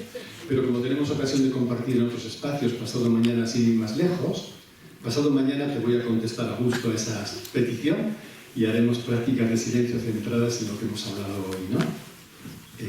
Cómo quedarnos ahí en el no pensamiento. De momento, si no hay más preguntas no tengo ningún problema, pero a ver qué pasa. Hola, muchas gracias Enrique por la charla. ¿Me puedes decir, si es posible, el nombre del físico cuántico que te gusta mucho, joven francés? Claro. Tiene 2 libritos, además tiene el don de la divulgación. De hecho, fue premio de la Unión Europea como el libro científico divulgativo más valorado, ¿no? Se llama Marco Rovelli, con V y 2 L's. Rovelli. Marco Rovelli. Muchísimas gracias. Un placer. Es Obregatic.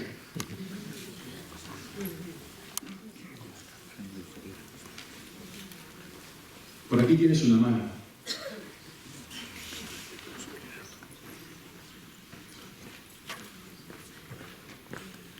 Marco Rovelli tiene este librito de La realidad no es lo que parece, y luego tiene otro también muy divulgativo que titula 7 breves lecciones de física. 7 breves lecciones de física. Son libros buenos para la biblioteca.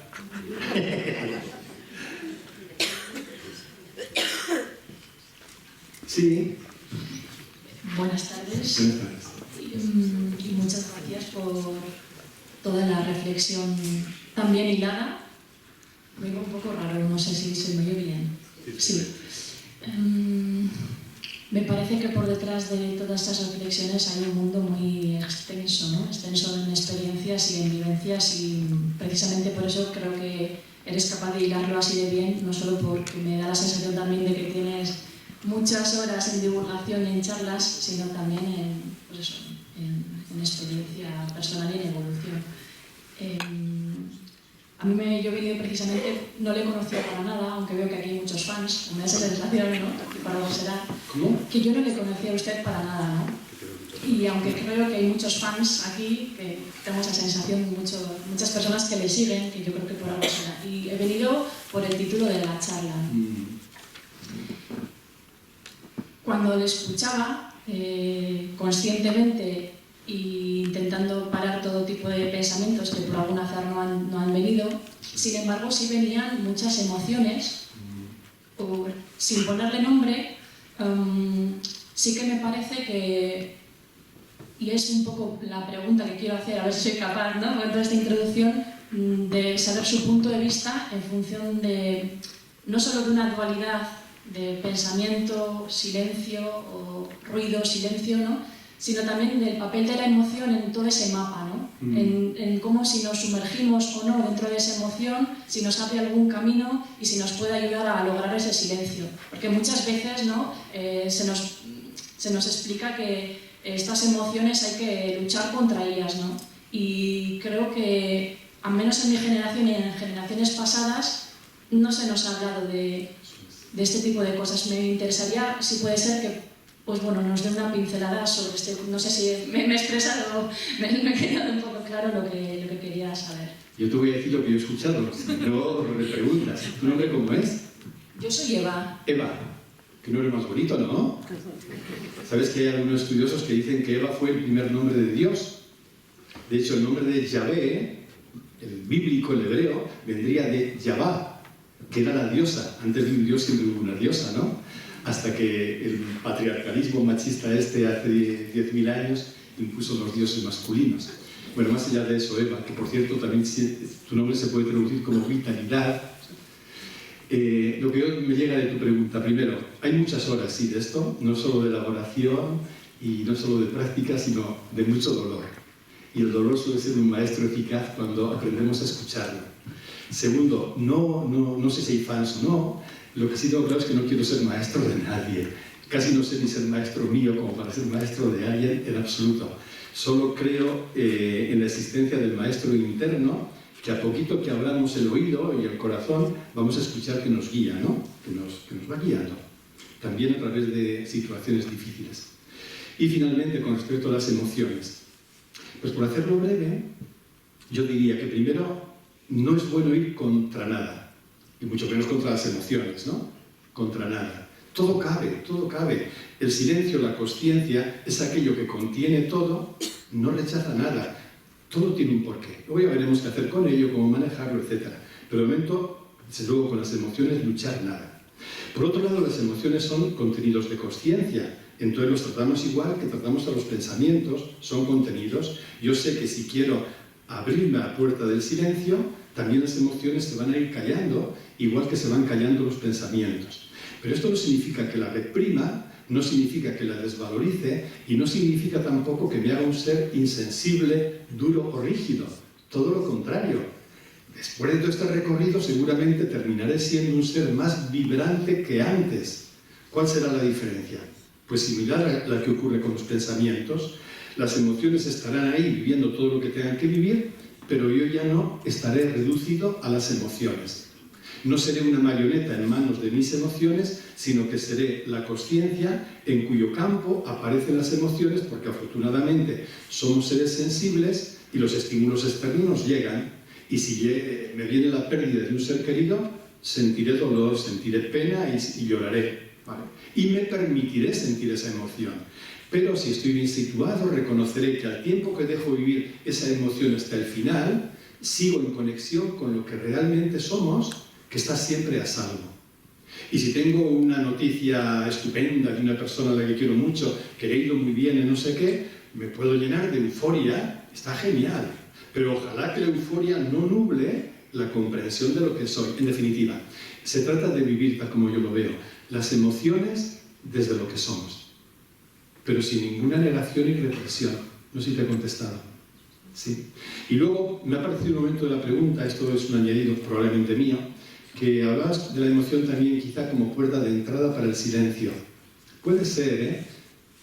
Probablemente no la emoción desbordante, pero a veces todo pueden ser puertas de entrada. Pero a veces, por ejemplo, te sitúas antes de salir una ola preciosa en Donosti, ¿no?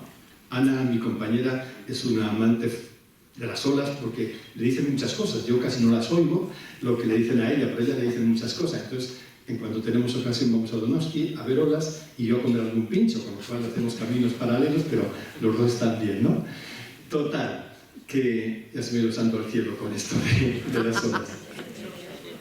Cuando es una euforia grande, la ola esa parece que puede envolvernos por completo y también terminamos, si hemos perdido la conexión con lo que somos, como desbordados, inconscientes.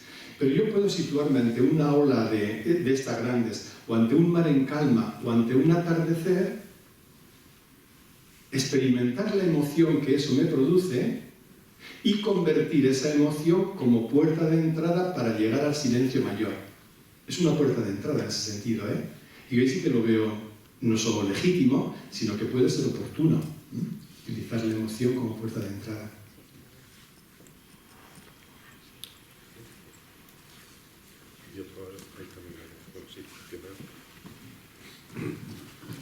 Buenas tardes. Buenas tardes. Gracias por la conferencia. Me ha parecido aclaratoria, pero a mí me ha faltado una cosa. Yo no sé si tú crees en Dios. ¿Crees? Ah, me preguntas. Es que Voy a mirar fijo. ¿Cómo es tu nombre? Iñaki. Iñaki, no creo en Dios en absoluto. Lo veo. Lo veo. Es que a mí, Ahora mismo lo estoy viendo en ti, Iñaki, te lo prometo, ¿eh? ahora, es que a mí lo que me ha faltado es que a lo que tú llamas silencio es llamarle Dios. Vale, está bien. Dios está en mí, Sí. yo soy amor, yo soy la vida. Sí, Y eso es. ¿Qué ha cambiado, Iñaki? Porque si solo es eso, no es nada más que utilizamos mapas diferentes. Tú utilizas un mapa religioso teísta que esa realidad última la llama Dios, lo cual es legítimo, y yo no utilizo un mapa teísta o religioso. Pero si te entiendo bien, estamos hablando de lo mismo. Y tanto lo que hablas tú, Dios es un concepto. Como lo que yo digo silencio es un concepto. He dicho desde el principio que yo no iba a decir nada del silencio, sino solo apuntes, por si algún apunte caía en algún lugar que despertaba un eco, y ese eco te llevaba al silencio. Pero el silencio no puede ser nombrado, y Dios tampoco. El silencio no puede ser pensado, y Dios tampoco. Hay una mística francesa, creo que la citó Mari Carmen Ferrer el otro día, Margarita Pobet, que la quemaron en la hoguera en la Inquisición, ¿no? Tiene un libro precioso que sí, no fácil de leer, para que no se entusiasméis mucho a comprarlo ahora. Se titula El espejo de las almas simples. Y Margarita Pobet dice: el único Dios verdadero es aquel del que nada puede pensarse, es aquel que no puede ser pensado. Las personas religiosas, yo vengo de ese mundo, he sido cura hasta el año 12, y luego pues el silencio me ha conducido donde me ha conducido. Vengo de un mundo donde Dios era lo más alto a lo que el ser humano podía aspirar. Pero a veces no nos dábamos cuenta de que ese Dios que nombrábamos era solo una construcción de nuestra mente. El Dios pensado siempre es un objeto mental. El Dios pensado siempre es un ídolo. No puede ser pensado. Entonces, si no puede ser pensado, ¿qué pasa? Que tu mapa, Iñaki, y el mío, lo reconocemos solo como mapas y no nos peleamos como mapas. Sabemos a dónde apuntamos, sabemos qué queremos vivir. Otro místico cristiano también decía: Dios nunca puede ser pensado, Dios solo puede ser vivido. El silencio no puede ser pensado, el silencio solo puede ser vivido. ¿No te parece que el libro de la sabiduría, con el que empezaba la cita cuando dice un profundo silencio envolvía todo, el autor de ese libro, que era creyente teísta, estaría pensando: Dios envolvía todo? Estamos utilizando mapas diferentes para hablar de lo mismo. Pero si es una invitación de amigo, no discutas de eso. No te aferres a los mapas ni a las palabras. No. Si te ayudan en una hora, ¿no? No. Sino, vívelo. Y cuando te digo vívelo, me digo a mí, Enrique, vívelo. Vive el silencio que somos. Y como decía nuestro maestro común, Jesús de Nazaret, todo lo demás se te dará por añadidura. Me alegra tu pregunta, me alegro que sean preguntas que nacen de... Es que no vamos a hablar una cosa, pero vamos, yo sigo pensando que el silencio es Dios y Dios Sí. está aquí. Sigues pensando, has dicho bien. Yo te invito a que en lugar de pensarlo lo vivas. Es que lo digo. No, Pero en cuando lo vivas no te importará lo que pienses. Verás. no, por supuesto. Eso es. Gracias. La fila sexta.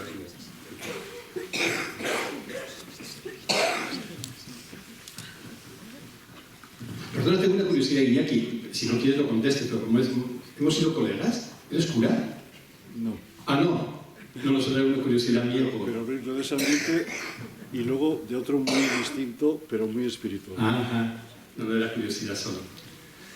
Buenas tardes. Felicidades por la... La mano, sí, yo te veo. Felicidades por la charla. Y yo quería hacer una pregunta que me la acaba... Bueno, me da fuerzas una expresión que acaba de decir ahora, cuando ha dicho que el silencio solamente puede ser vivido, ¿no?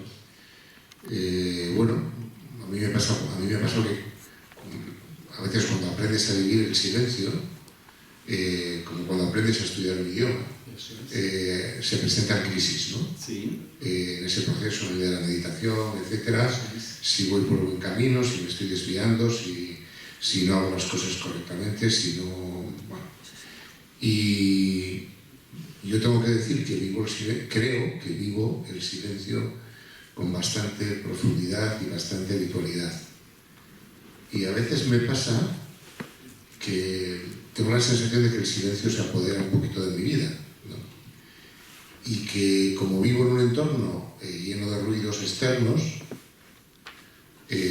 a veces tengo la sensación de que ese silencio puede ser excesivamente molesto para la gente que me rodea. Esto es normal, se vive, no se vive, no sé, sin más. Muchas gracias. ¿Cómo es tu nombre? Isidoro. Isidoro, gracias, Isidoro. Tal como yo lo veo y como lo he vivido, a mí me parece que es una etapa que antes o después se va a hacer presente en la vida o en el recorrido de una persona que entra por este camino, ¿no? Se va a hacer, no sé por qué, pero es igual que una persona que está buscando la ayuda de alguien porque está psicológicamente muy necesitado. En algún momento de la ayuda que recibe se va a sentir como demasiado pegado a esa persona que le ayuda, ¿no? Como un poco alienado. Es una etapa, Luego esa etapa, si el proceso terapéutico va bien, se resuelve y termina en una autonomía mayor. Con el silencio pasaría algo parecido. Y cuando una persona empieza a saborear y descubrir el silencio, es como que ella misma, también en el exterior, se va haciendo incluso más silenciosa. Teresa de Jesús, que fue una maestra de silencio y que además lo aprendió bien porque le costó mucho aprenderlo, y lo que mejor se aprende es aquello que nos cuesta, ¿no? Teresa de Jesús tenía ya casi 50 años cuando decía: no he hecho silencio en toda mi vida. ¿No? Cuando empezó, se le regaló, mejor dicho, saborear lo que era el silencio, le estorbaban todas las compañías. Había sido una mujer de muchas relaciones sociales, deseaba que al convento fueran a visitarla, en aquel tipo de conventos del siglo de Teresa, para poder intercambiar con la gente y estar, disfrutaba mucho era muy sociable, ¿no? Y el día que se le regaló, a partir de cuando se le regaló la experiencia del silencio, me sobran todos, no quiero estar con nadie. Es decir, que la experiencia del silencio te puede deslumbrar, incluso te puede enamorar y te puede hasta llenar por completo por dentro, ¿vale? Yo creo que es una etapa por la que se pasa. Si luego te mantienes ahí, el silencio, con su propia sabiduría, se encarga de hacer el resto. Es un maestro sabio, además de ser nuestra casa, ¿no? Y entonces es como que se va acompasando todo, como que se va poniendo todo en su lugar, y como puedes integrar más fácilmente lo que tienes que hacer en el día a día desde el silencio que ya has experimentado que eres, ¿no? Y creo que se va logrando un ajuste, por supuesto. No sé si no habrá momentos siempre en que, a pesar de todos los que están a mi lado, pueden pensar o pueden tener la impresión de que yo estoy un poco aislado, no lo sé, aquí hay que preguntar a los que están a nuestro lado, ¿no? Pero el silencio, como la práctica de la meditación, posee una sabiduría interna que, en la medida en que nos entregamos a él, pasaremos las etapas que sean, algunas no muy ajustadas, pero al final siempre nos va a armonizar todo. Porque no puede ser de otra forma. Porque si el silencio incluye todo, si el silencio no es mutismo, el silencio no es pasividad, el silencio no está reñido con nada, el silencio solo es ese otro lugar desde el que hacemos todo lo que hacíamos antes. Pero otro lugar. Y esto no niega, esto sería como una generalización, no niega que haya personas concretas que digan: yo siento en mi vida un movimiento a aislarme y a irme a un monasterio del silencio. Está genial. O personas, yo conozco a dos, que dicen: yo es que siento un movimiento a meterme en una ermita y no baja nada más para comprar lo imprescindible. Es un ermitaño y la otra una ermitaña, totalmente aislados del mundo. Genial. Pero siguen siendo casos excepcionales, ¿no? A mí me parece que lo común es que la sabiduría del silencio nos vaya haciendo simplemente vivir todo, pero desde este otro lugar. Y entonces notaremos que lo hacemos desde una mente más limpia, más descansada, desde una voluntad más silenciada, donde yo no busco querer lo que yo quiero, sino que estoy: ¿qué quiere la vida de mí? ¿Qué quiere la vida de mí? Yo llevo un tiempo que he querido y quiero hacer mía aquella frase de Nietzsche. ¿Quién iba a decir? El filósofo de la muerte de Dios, Iñaki, como conoces. Nietzsche decía al final de su vida: solo quiero ser alguien que dice sí. Alguien que siempre dice sí. Sí a la vida. Y Nietzsche no tenía un temperamento como para decir sí a todo. Era un rebelde desde la raíz más. Alguien que dice sí. Alguien que está alineado con la vida. Entonces está la voluntad silenciada, la mente silenciada, y en la acción no voy buscando un protagonismo. Lo que va a fluir del silencio forzosamente tiene el color de la unidad. De la unidad. Así lo veo, Isidoro. Pero luego, por completar todo, te he de decir que así lo veo, pero que vivo lo que puedo. Vivo lo que puedo. Y desde luego soy tan aprendiz como tú, si no más.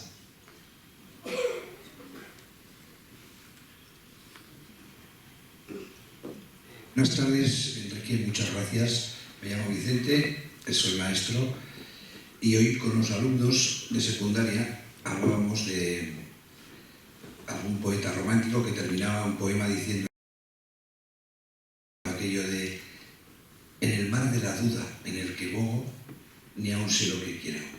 Sin embargo, estas ansias dicen que yo llevo algo divino aquí dentro. Qué chulo. ¿Y quién es el poeta? Gustavo Adolfo. ¡Ah! Esto es de Becker. Sí, pero fíjate que es curioso, porque cuando empezamos a enredarnos con el término Dios, Claro. o el término consciencia, ¿no? Claro. Yo creo que en la antigüedad, antes de las religiones monoteístas, ya existía la consciencia y el ser. Claro. Luego le pusieron el nombre de Dios, algunos tenían mucha prisa y ahora algunos tienen también mucha prisa en ponerle al nombre de Dios consciencia. Claro. Pero cuando tú has experimentado una o la otra cosa que es la misma, ya no tienes necesidad de este rifirrafe, ¿no? Exacto. Creo que lo que está más allá del ego, todo eso que es el silencio consciente, es como el vino. Eso es. Hoy hemos estado aquí repasando conceptos y nos hemos enterado de las cualidades del vino, ¿no? Y algunas frases maravillosas, pero realmente lo bueno del vino es experimentarlo, ¿no? O sea, te embriagas realmente cuando te lo bebes, no cuando hablas sobre él. Por eso lo que decía Romy, ¿no? Con quien lo ha experimentado podrás charlar, con quien no lo ha experimentado, ¿para qué? Entonces, experimentémoslo. Gracias por invitarnos a este experimento que realmente hace mucho bien. Y una sola cosa, que seguro que coincides conmigo, creo que hay descubrimientos en la vida a los que se llega fundamentalmente a través del sufrimiento, del dolor y de comprender, como dices en uno de tus libros que más bien me ha hecho, que toda crisis es una oportunidad de crecimiento, que aprendemos y maduramos más por los daños que por los años. Muchísimas gracias, Vicente. Espera, antes de contestar, si no te importa, hay otra pregunta. Hay otra pregunta que ahí, y si queréis alguna más, y ya vamos terminando porque son las 9:20, la biblioteca ha cerrado a las 8:30. Adelante, la pregunta. Digo que si quieres contestas a Lo la primero le contesto antes a él, es que no te puedes contestar, Vicente, además de darte las gracias aunque solo sea la cita de Gustavo y lo que has aportado. Yo lo que dice ese verso, en una forma menos poética, lo diría sobre una frase: en cada uno, en cada una, siempre hay algo que sabe. Aunque esté hecho un mar de dudas, aunque diga, qué confuso estoy, qué confundido, esto puede ser hasta una oportunidad buena, pero siempre hay algo que sabe. Lo menos que puedo hacer es darle tiempo, ¿no? Y luego, con respecto al dolor, sabes que San Juan de la Cruz, que también tuvo una vida complicada y vio mucho, Juan de la Cruz decía, ¿qué sabe quien no sufrió? ¿Qué sabe quien no sufrió? Y el gran maestro Jung, el psiquiatra y padre de la psicología moderna, decía, yo vengo comprobando que no hay proceso de crecimiento y transformación que no pase por el dolor. O sea que lo comparto plenamente. Ojalá lo vivamos de tal manera que sea oportunidad y que no sea una losa que aplaste, ¿no? Pero por ahí va. Gracias. Y sigue con los alumnos, ¿eh? Para que esta generación Z no sea esta generación la más ansiosa de la historia. Hola, Enrique. Yo Hola. me llamo María y mi pregunta es, si todo lo real es vida y es permanente, ¿qué importa la acción si no modifica nada realmente? Exacto. Lo que es no se va a modificar porque solo es plenitud. En el lenguaje religioso, en el mapa que utilizaba antes Iñaki, sería, si Dios es todo, ¿qué le vamos a añadir a Dios? La pregunta sería igual. Porque no tiene que ver con el qué tengo que hacer, qué tenemos que lograr, que son preguntas del ego, del mono, de la mente, como quieras, y que son inevitables en un proceso, sobre todo cuando alguien es una persona joven como tú. No. Cuando estás en ese otro lugar, la pregunta es no es qué tengo que hacer, sino qué quiere ser hecho a través de mí. ¿Qué quiere ser hecho? Entonces, hasta donde yo veo, que es solo lo que veo, que no es mucho, hasta donde yo veo, lo que veo es que esta plenitud que es, o la consciencia, o lo realmente real, en el buen sentido de la palabra, para que nadie la malinterprete, está jugando a experimentarse en formas impermanentes, transitorias y efímeras. Y esta es nuestra paradoja. Como dice otro amigo mío, y qué bien que me viene su nombre para hacerle un guiño amistoso, Fidel Delgado dice, somos efímeros y eternos a la vez. La paradoja está en a la vez. Todos somos a la vez. Somos mente y consciencia a la vez. Somos impermanentes y caducos, efímeros y eternos a la vez. Entonces, ¿cómo se casa eso? Pues como se casa una paradoja, la plenitud que yo soy se está experimentando en esta forma efímera y tan vulnerable que se llama Enrique. Y ambas cosas las abrazo, o mejor dicho, la plenitud que es, abraza esta unidad, ¿no? Entonces no lo ves como una tarea, como algo voluntario, que luego necesite la voluntad, etcétera, ese otro discurso, no. Sino que lo ves como al alinearte con esa misma sabiduría de la vida, comprendes que la vida que tú eres, llámelas como la quieras llamar, la plenitud que eres, se está experimentando de una forma concreta. Por eso tenemos también, hablando en este lenguaje, la responsabilidad de cuidar nuestro cuerpo, de cuidar nuestro psiquismo, de hacer un trabajo psicológico, de cuidar nuestra vida relacional, de cuidar nuestro compromiso social y político, de tener que votar dentro de unos días, aunque nos cueste votar con esta situación. Es decir, tenemos que hacer todo lo que tengamos que hacer, pero repito, ojalá lo hagamos desde la comprensión de lo que somos, y no desde un imperativo moral o moralista que no sería nada más que una construcción mental, ¿no? Yo lo que puedo decirte, aunque luego también, como le decía Isidoro, vivo lo que puedo, María, pero lo que puedo decirte es que cuando estoy en conexión con lo que soy y hago lo que hay, brota, me vivo como un cauce por el que pasa lo que tiene que pasar, y no solo no noto ninguna disonancia, ningún chirrido, al contrario, noto una armonía, un encaje, un ajuste tan bello y tan elegante que me rindo en adoración hacia él, ¿no? Es bellísimo. Y eso no te quita ser lúcido y crítico con un mundo que está como está, con situaciones de tantísimo sufrimiento para tantísimas personas, con todo lo que hay. No quita eso. Lo ves desde otro lugar y tu acción y compromiso también nacerá de otro lugar. Bueno, yo si queréis una última pregunta y si no lo dejamos aquí. Así que pues, muchas gracias, Enrique, y muchas gracias.